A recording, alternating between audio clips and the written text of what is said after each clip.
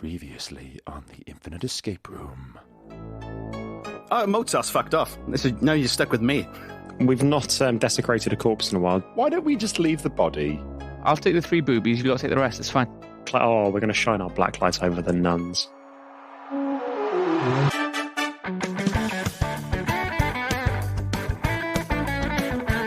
Hello, peasants of the world, and welcome to another episode of the Infinite Escape Room, the puzzling podcast where a group of geographically diverse pals gather together on the medium of the internet, have a little drink, and work out a little escape room of the ears. Happens every 2 weeks, and tonight, your host is me, Jonathan David Charles Saunders II. Now, I am forced by tradition to give you a bullshit fact about myself now at the top of the show. So here it is. Not 2 days ago, I was standing in front of a large film crew lifting a pig's head out of a bin 17 times. Did you know the film crew were there? Oh, I did. They were paying me. I mean, that sounds awfully true. It's true. It's completely true. This was this happened. Sounds wonderful. There were also chicken heads, maggots, bristles, other chicken heads that seem to have been fermented for some reason, and some other paraphernalia in Zurich. Oh, that sounds pretty boss.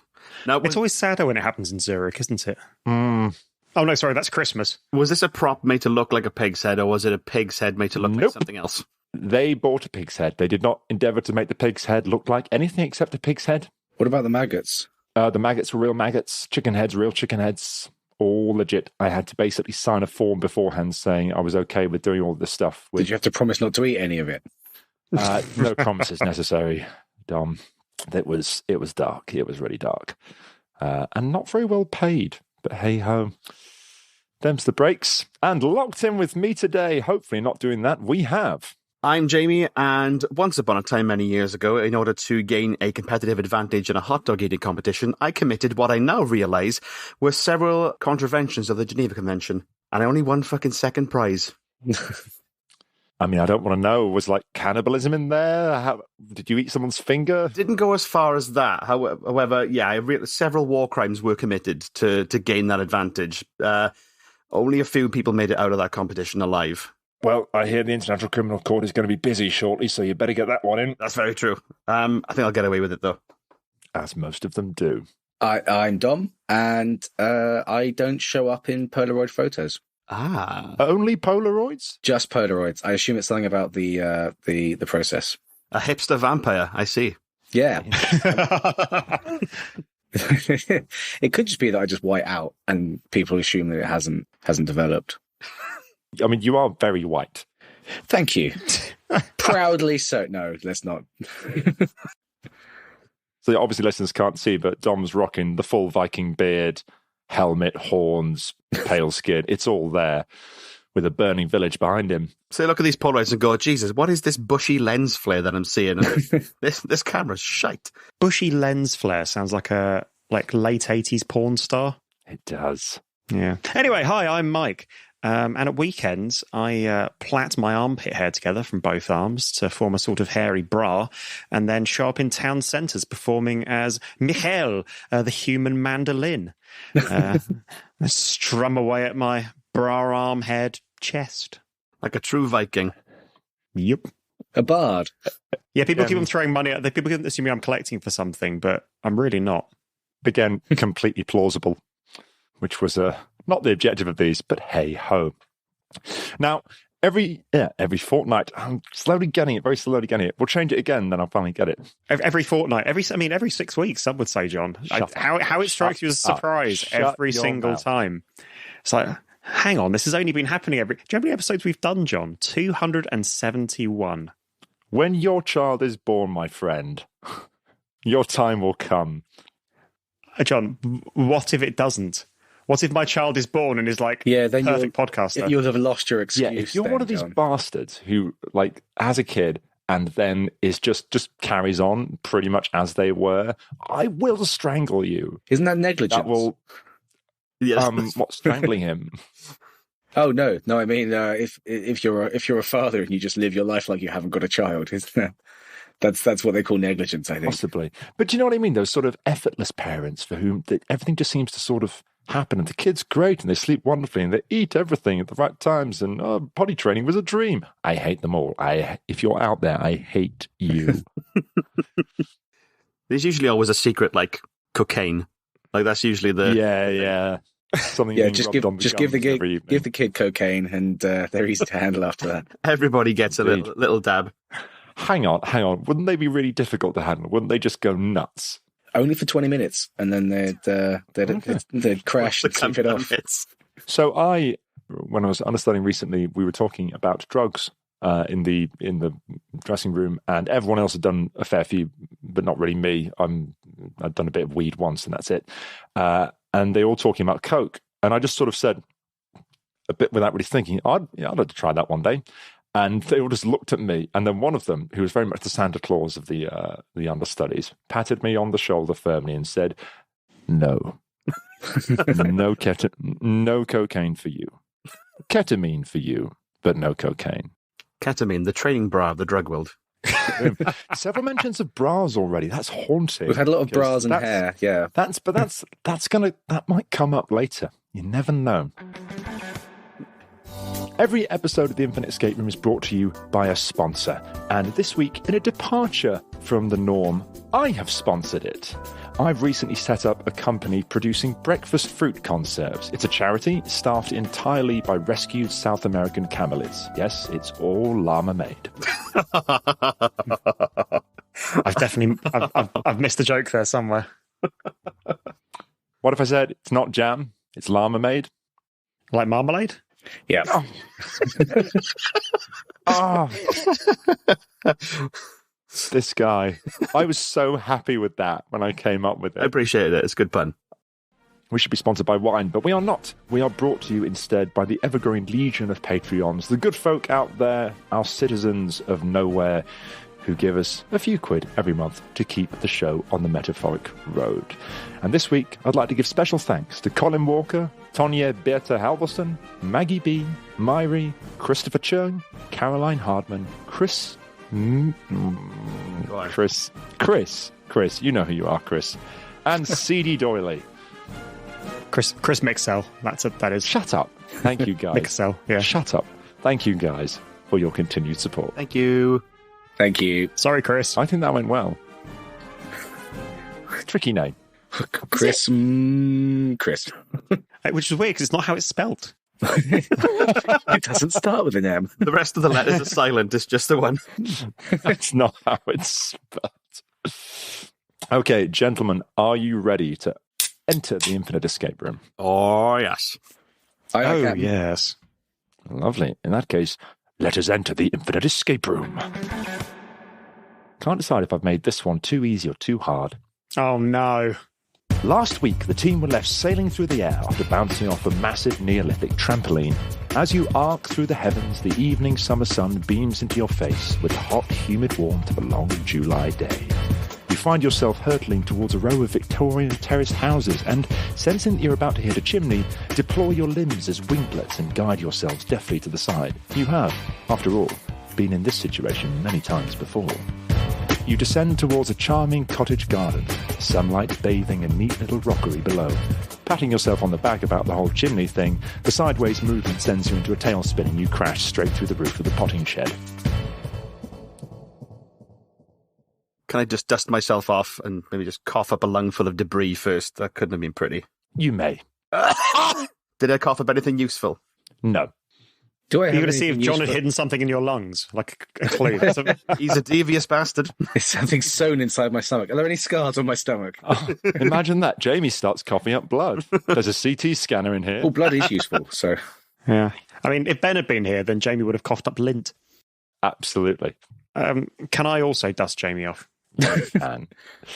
As the dust from your impact settles, the shed comes into view. A table at one side has 6 plant pots on it. There is a shelf of supplies behind you.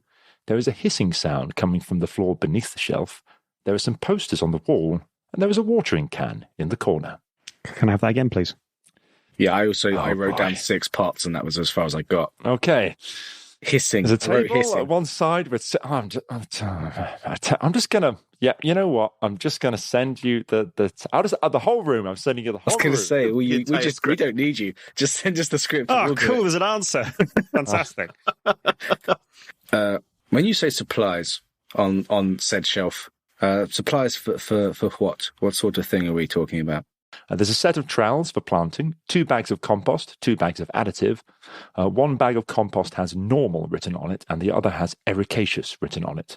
1 bag of additive has perlite written on it, and 1 has vermiculite written on it. Can you spell ericaceous for me? I wouldn't want my notes to be inaccurate. E-R-I-C. Your time has already started. E-R-I-C-A-C-E-O-U-S. And what was the types of additive? Right, once again, you know what? Can you use it in a sentence? Country of origin? Ericaceous. Okay, ericaceous simply means acidic soil. Could have just written acidic then, couldn't you? That's not what it's called. It's important to the puzzle. And This how is do you define gatekeeping. normal soil, seeing as, I mean, surely there's no such thing. I can send Dom, she said. Yes, please, I said. It'll be great, I said. What's perlite and vermiculite, just out of interest? Perlite is a soil additive consisting of small white particles. It is used to aid drainage.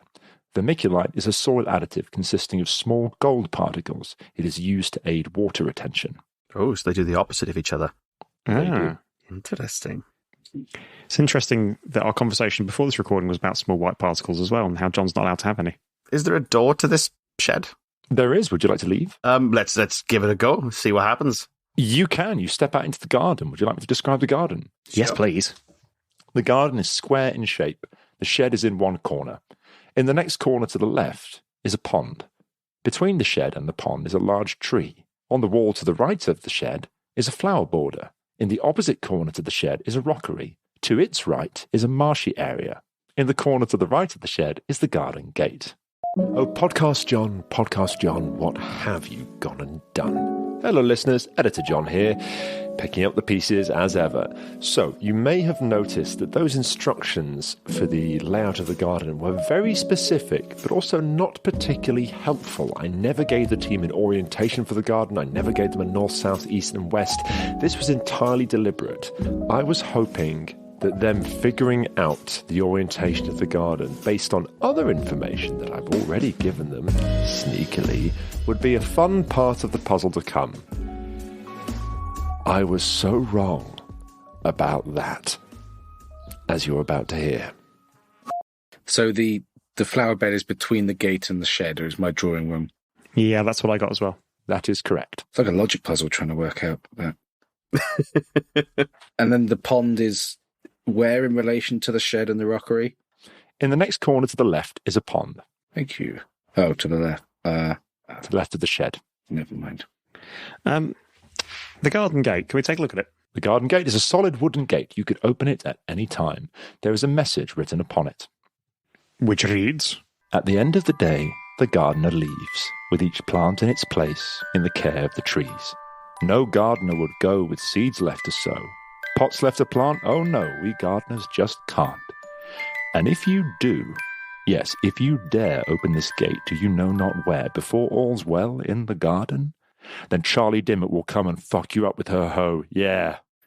So, off you go. I've had that dream. I'm on a subreddit that's entirely dedicated to exactly that, funnily enough. God bless AI generation, that's all I can say. Okay, so we need to plant these pots, sprinkle these seeds, make the garden look all lovely before we can even touch that gate. Inside the shed with those pots on the table, can we take a look at the pots? There are 6 pots. Pot 1 has some gold flecks in the compost.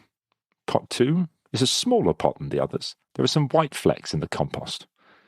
Pot 3 has some white flecks in the compost. Pot 4 has some white flecks in the compost. Pot 5 has some gold flecks in the compost. Pot 6 is empty.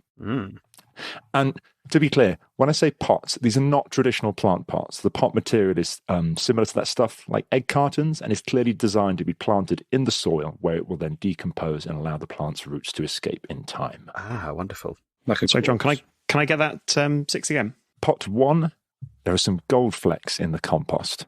Pot 2, a smaller pot than the others, there are some white flecks in the compost.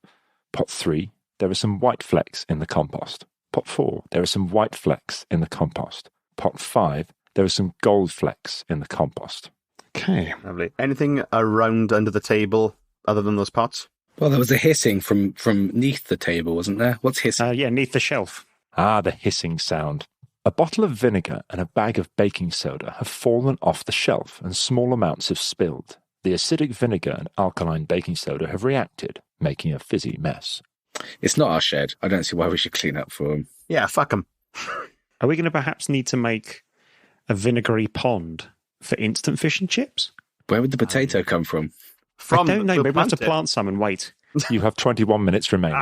Can we go to the pond, please, John? You can. It's a nice pond with a sort of stepping down for various plants to be planted at various depths.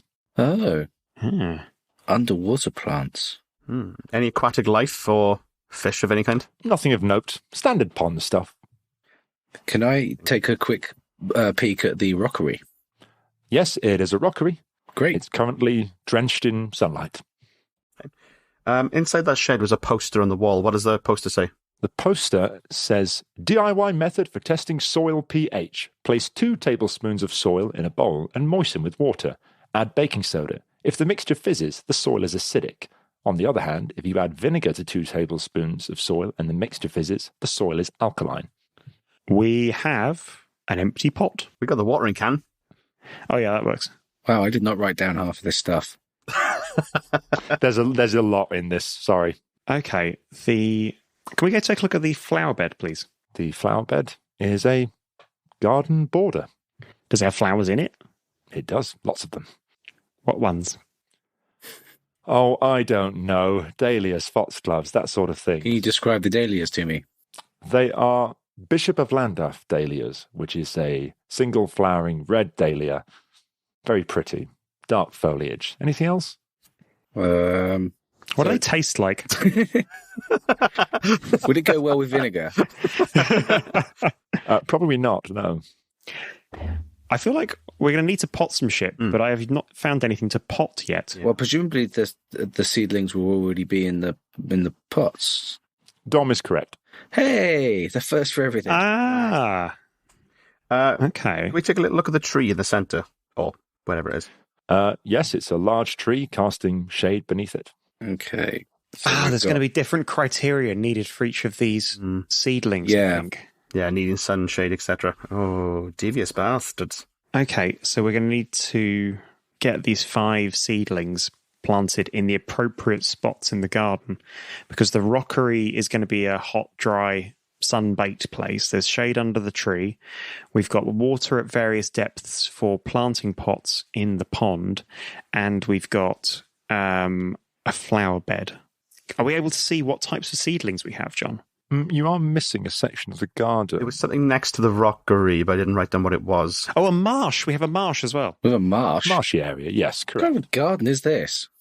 Marshy is probably a little bit of an overstatement. An area of wet ground. I think it's an area of wetland. 6 acres of wetland next to the... Migratory buffalo, are they there at the moment? Herds of wildebeest. It's a area of wetland. Perhaps underneath the tap. Okay, so how do we know what seeds are what and where they need to go? Can we look at the watering can? Anything stuffed inside it, or...? You absolutely can. As you pick up the watering can, you hear a shuffling sound. Inside it are a collection of seed packets. Aha! Very Jamie. Let's take them out and see what we got. So, the seed packets are all empty, but they are labelled, and the labels are as follows. Salvia prefers free draining soil and morning sun. Will not grow well in acidic soil. Okay. I ain't writing all this. I'm just not even going to commit. Just wait until Can the end. we get this in the chat afterwards? That's it. Blue woodruff. Oh, you son of a bitch. We'll write it down wrong.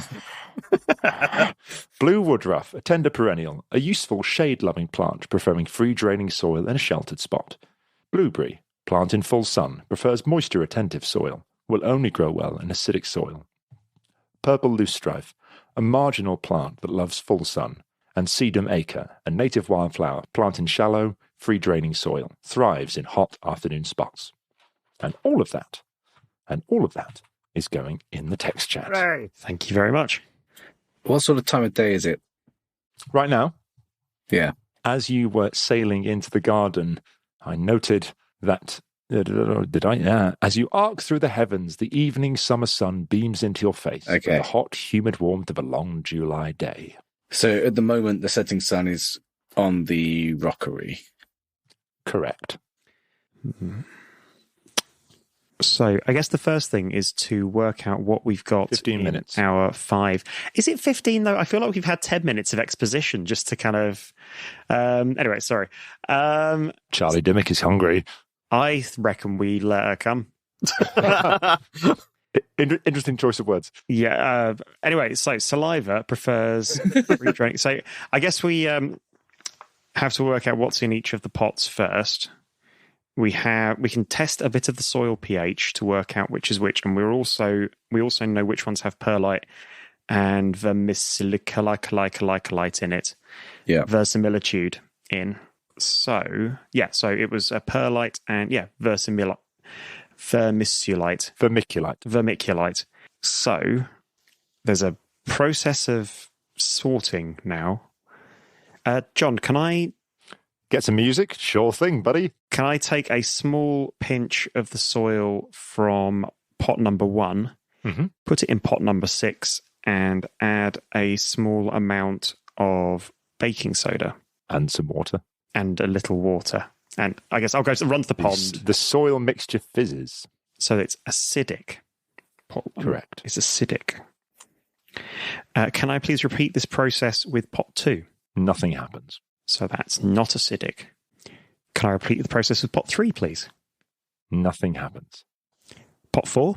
Nothing happens. Pot 5? Nothing happens. Should we repeat the process but with vinegar instead of baking soda? Just Yes. In case? Okay. Pot 1, nothing happens. Pot 2, nothing happens. Pot 3 fizzes. Pot 4 fizzes. Pot 5, nothing happens. Cool. So Sorry, 3. That was 3 and 4 fizzing? Yes. 13 minutes. number 1 is our acid. 3 and 4 are the alkaline. Yep. Yep, which means 2 and 5 are basic bitches. Yep. Just neutral. Okay, so if we consider pot 1 to start with, so we know that there is versimilitude in it, and it's acidic. So versimilitude means that it needs to It means be... it retains its moisture, right? Yes. So that way we know that it's not salvia. Yeah. So we want that'd be the blueberry. Full sun. Yes, because planting full sun prefers moisture retentive soil, will only grow in acidic soil. Nice. Yes. Nice one. So Burberry is the first one. Imagine if you could grow Burberry berries. Wouldn't that be incredible? So blueberry goes into the first pot. Starts shouting at the other berries and throwing monster cans at them.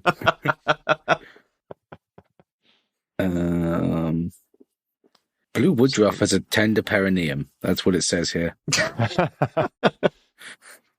Tender perennial, which simply means that it dies back in winter. Likes the shade, so could go into the tree. Free drinking soil. Oh yeah, there's a free drinking soil, which is the So that means it needs to have gold. Wait. No, perlite. one of the Needs white to be ones. white. So actually, that might actually be pot number 2, blue woodruff. So pot number 2 is slightly smaller. So does that? Oh yeah, that's true. Oh, and there's one that needed Shallow. plant in shallow. Yes, So that'll that's be cedar maker. the cedar maker. Yeah. 11 minutes. Okay, so we're saying number 2 is cedar maker. Yes, I think that can only be cedar maker. Okay, so pot 3 is again free draining and again It's an alkali. alkaline. I've written fizz here. That doesn't fucking help, does it? No, unless you know what it is. But that one could be the one that we have no real help with. The purple Lucy drift. Purple loosestrife. That's what I said. What's marginal? Marginal plants like to be sort of next to water or in shallow water. Or perhaps that very common occurrence in an English garden, the marsh. The pond. No, I'd say the pond is water. That's not next. Oh yeah, that's true. Yeah. So I have a pond, Don't derail and this. purple loosestrife grows in it. Oh. Oh, okay. Okay. So possibly actually, so pot 3 may So well that's be. not marginal so much as aquatic then. Oh my god. Right, you go and write to the RHS and you tell them they've got their naming system all wrong. fucked. Good luck with this. I've got a few things to say to the fucking RA, I'll tell you. Ugh. So the purple Lucy is so that one's retentive. So that's the other gold one, then, number 5. Yes. Okay. Purple Lucifer. I'm very much enjoying Dom's The renaming. most fabulous of all the Very, Lucifers. very good. Purple Lucifer. I bet there's a variety of something out there that's called that. I've no doubt. So now we've just got 3 and 4, which are identical, and that leaves us with the Can we see how wet the soil is in each one? Mm. How wet is the soil in each pot? And specifically 3 and 4. Okay, so pot 3 and pot 4. I'm just going to take a moment here because I don't want to give you the wrong answer. Yeah. I appreciate that. This is the sound of John hastily fixing a bit of puzzle. There it is. There's that guilty little twitch of the eyes. Okay, I've made a small error. There he is. There's our guy. So I said that pot 3 Plop 3. is when vinegar is added to its soil. You did. That was incorrect. Oh. Nothing happens at all. Okay. No matter which is added to its soil. Uh-huh. I will give you a couple of minutes for that. I think 8 minutes. You will have 2. And a biscuit. So we've got 1 acid, 1 alkali. Okay. Bastards. Okay. And they both hate water. Well, you've got 1 acid. Sorry, you've got 1 alkaline, 1 nothing. 1 neutral. Yeah. Sorry, I meant throughout the whole thing. Yes. Yeah. So it's essentially woodruff and salvia that we need to work out which goes which. Oh no, it's not. Sorry. Oh no, is it woodruff and salvia? Wait, no, we must have salvia, right? Because we've got information on that tells us about it doesn't like acidic. So then that means then 4 must be the salvia, right? And 3 must be the dandruff with the tender perineum. I suppose it doesn't matter Yeah, it because is. salvia doesn't like acidic soil, but we don't have neither 3 or 4 are acidic, are they? Oh, okay. Damn, that would have been easy. But 4 is alkaline. Which would very much imply it doesn't like acid. Indeed. Whereas the other one just doesn't care, right? If it's not one or the other, it just doesn't care. So theoretically, then, So that would means plot 1 be blueberry, plot 2 be cedaracre, plot 3 be dandruff, plot 4 be saliva, and plot 5 be purple loosestrife. Does the logic check out there? I don't know. Does it? I mean, it sounds good. It sounds correct to me. I mean, you said it with such confidence and authority, Mike. I'm willing to take that. That's what I have written down, and I think it's easier to go with what we've worked out. You before. spoke those words in the tone of an educator. Well, I've written 5 twice on my little diagram here, which doesn't... Okay, so yeah, I've got... I never learned how to count higher. I've got blueberry as 1, cedar maker as 2, dandruff as 3, salvia as 4, purple lucifer as 5, and 6 is now just full of lots of little bits that Mike's mush, been poking in there and playing with. Yeah. So now we need to work out quickly where to put them all then. Yeah. In 7 minutes. Okay. So pot number 1 prefers free draining soil and morning sun.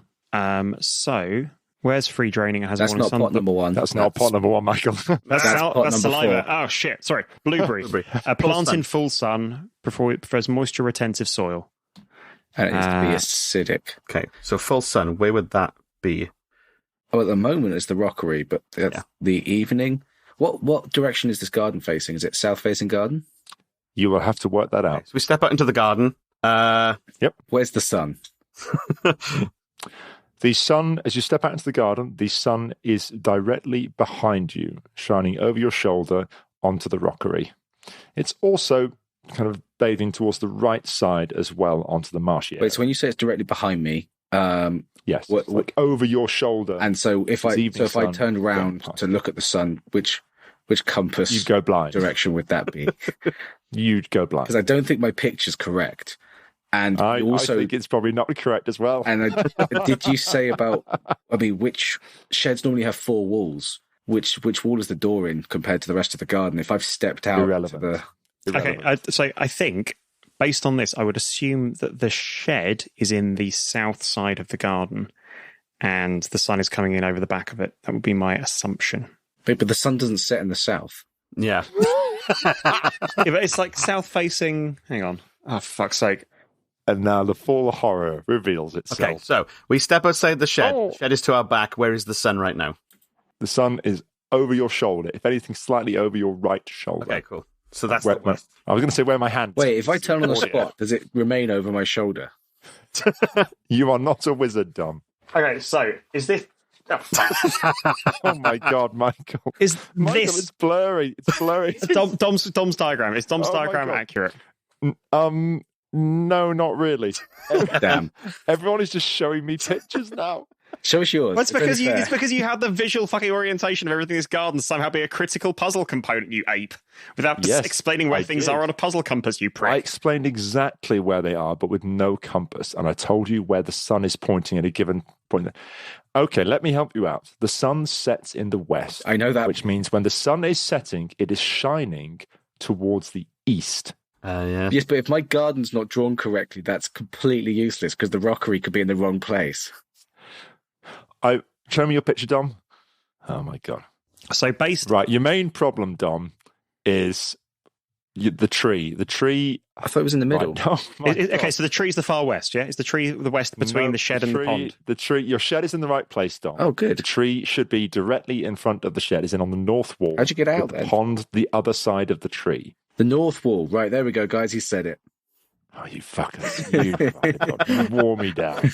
You nightmare. Okay, can we have the entire garden description again then, please, John? Yes, you can. In a moment when I find it, because there's so much writing. There's so much writing. I didn't write it. And let me stop you right there. You can probably see where this is starting to go, everybody, and I'm going to spare you the resulting row. Let me describe it for you instead. Dom gets so cross that he pulls out his entire own beard. Mike has to go for a little calm down and then come back. And Jamie sits quietly and pliantly in the corner because he's actually got the right answer and has had it all along. So, let's play a little game, shall we? I'm going to give the team and you the description again, and I'm going to leave a correct drawing of the garden in the show notes. So, take a seat, get a pen and paper, and write down how you think this garden looks. Did you get it right? The garden is square in shape. The shed is in one corner. In the next corner to the left is a pond. Between the shed and the pond is a large tree. On the wall to the right of the shed is a flower border. In the opposite corner to the shed is a rockery. To its right is a marshy area. In the corner to the right of the shed is the garden gate. So Blueberry goes in the marsh. Let's chuck it in there. It's in there. I force it down with my heel. Excellent. That's definitely a We good don't need idea. the trowel. Just dig it with the fat hands. Cedar maker wants shallow, free draining soil, thrives in hot afternoon spots. So stick it in the rockery. Okay. Lovely. The dandruff has a Shade tender loving. perineum, likes its shade. Stick it under the tree. Okay. The saliva, morning sun. So if the sun rises in the east, so the west wall. So I guess in that bit of nowhere between the rockery and the pond. Could go in the flower bed on the west wall. Yeah, sure. Flower bed. Yeah. Why not? And then, what's the last one? Purple Lucifer loves the full sun. 1.5 minutes. So that would go back. That would go to the marsh as well, wouldn't it? Marginal on the edge of the pond. Oh no, in the pond. He told us his are in the pond. In the pond. In the shallow bit. Yeah, where it gets the sun. Okay. Are you ready to open the garden gate? That's ready. I'm as going to well. try and climb the fence. That's ready as well. No. I want to get some trowels. Use them as weapons in case Charlie tries to fuck with us. I'm going to drown myself in the pond. I'm going to get me some baking soda and vinegar ready to get in people's eyes. Molotov cocktail, motherfucker. Are you ready to open the garden gate with 1 minute to go? Yeah, why not? You swing open the garden gate and are confronted by an awful sight. A giant, buxom redhead stands before you, draped in burning bras. Her shovel-like hands lift you effortlessly into the air, and, grunting as she does it, she proceeds to a large greenhouse, throws you inside, and locks you in. You are surrounded by very exotic plants. Some of them are quite pretty, and the scent is delightful. Slowly, though, the plants turn their heads to face you. Did one of them lick its lips? Hard to say. You have failed my puzzle. I'm going to get Damn. eaten by Audrey too. Ah, shit. You were so close. What was wrong? And so hampered at every step of the way by the descriptions given Should to we us. swapped the No. marsh and the pond around?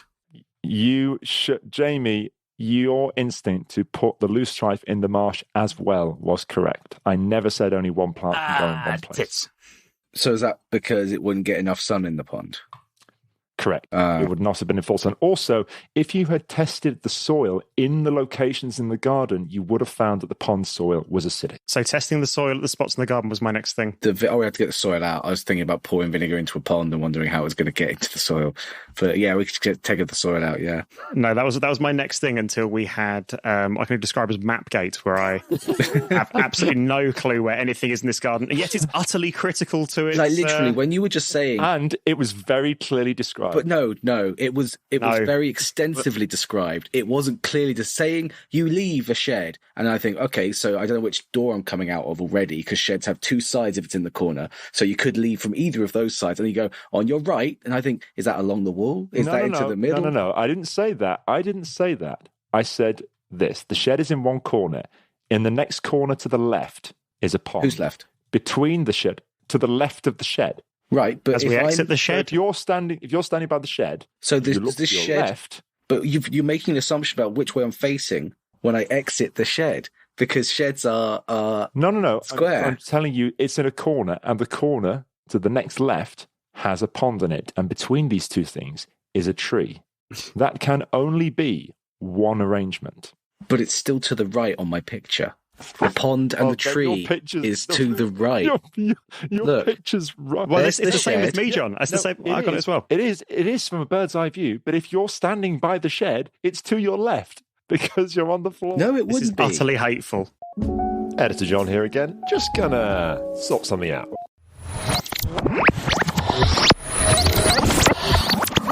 Though nobody's listening. Like this whole section has been edited out. All the unedited patrons have gone online. They've all cancelled their subscriptions under my express recommendation. Please. Hashtag Matt. This is clearly the end of the podcast, folks. It's been a great run. It's been a really great run. But 272 episodes, it seems, was 271 too many. So let's just. Ladies and gentlemen, thank you so much for listening. We hope you've enjoyed the show, or at least enjoyed all of us falling apart, including me. I have a strong sneaking suspicion that in the episode after this, I'm going to get absolutely roasted for this. So tune in next week to find out quite how toasty I get. If you want to find us on the internet, we can be found at www.theinfiniteescaperoom.com or at @tier_podcast if you would like to rage against the machine that is Jamie. Hello. We love you lots, and we'll see you next time. Bye-bye. Goodbye. Bye. Right, I'm getting a drink.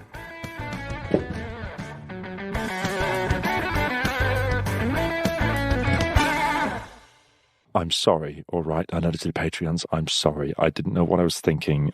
Oh, God, I'm so sorry. I'm so sorry, Father. Oh, hey, Jamie. That's okay. I won't disturb you. You carry on. I feel like you were quite on it in this, but you didn't talk much. When you spoke, you were right every time, but you were quite quiet. The Mapgate thing, I think I got the directions. So could I see your picture? I've got a little data slate thing, so it's been wiped clean. No, but if I recreate it, the evidence for the defense. This is how I imagine it. So shed's in the northwest corner. Correct. The door to the shed is the south, facing south. You leave the shed, you are facing south. It could be. It doesn't matter. To your left, then. If you are facing south, to your left is the east. Correct. So the pond then, so the corner to your left is the east corner. That's where the pond and the tree would be. Correct. So that's how your north wall looks. Oh yeah, that's the tree in the middle. Yeah, sure. Okay, yeah, cool. That's fine. Fine. Yeah, I get it. Yeah, you were doing it correctly. I will defend you in the pub episode for that